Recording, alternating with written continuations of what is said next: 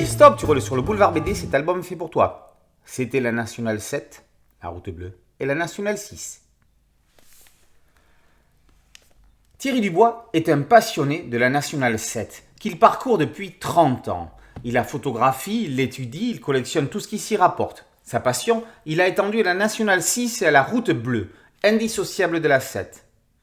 Initialement paru en 2010, ce livre a été complètement refondu et enrichi, avec de nombreuses nouvelles illustrations et photos.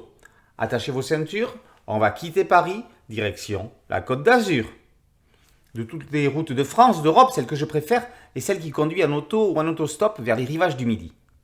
Avec sa célèbre chanson, Charles Trenet a gravé le mythe de la Nationale 7 dans le marbre.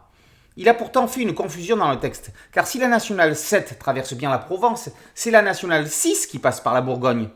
Thierry Dubois remet d'emblée les pendules à l'heure. De Paris à Lyon, les automobilistes pouvaient emprunter l'une ou l'autre. À partir de la ville des Lumières, il n'y avait pas d'alternative pour rejoindre Menton.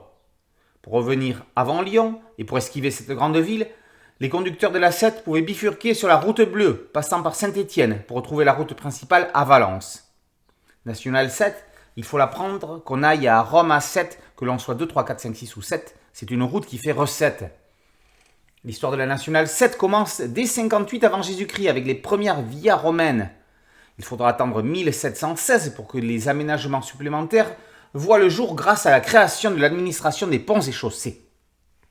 Ce sont les premiers pavages dont certains survivront jusqu'au XXe siècle. En 1811, la Nationale 7 se voit enfin attribuer un nom, route impériale numéro 8. En 1824, un décalage numéro lui attribue son 7. Le nom exact de route nationale 7, elle va le porter de 1871 à 2006. Route des vacances qui traverse la Bourgogne et la Provence, qui fait de Paris un petit faubourg de Valence et la banlieue de Saint-Paul-de-Vence. Tout au long de l'album, Thierry Dubois dissèque les portions successives de la route avec de nombreuses photos et illustrations. On démarre au kilomètre 0 sur le parvis de Notre-Dame de Paris. Dans les années 40, l'aéroport d'Orly n'était pas encore aussi gargantuesque qu'aujourd'hui. Pas de radar fixe en 64. À Fontainebleau, devant l'obélisque, une roulotte servait de PC mobile aux gendarmes. Jusqu'en 65, on rentrait dans Nevers par la monumentale porte de Paris avant qu'une déviation ne soit mise en place. Au fil du chemin, auberges et pompes à essence scandent le parcours.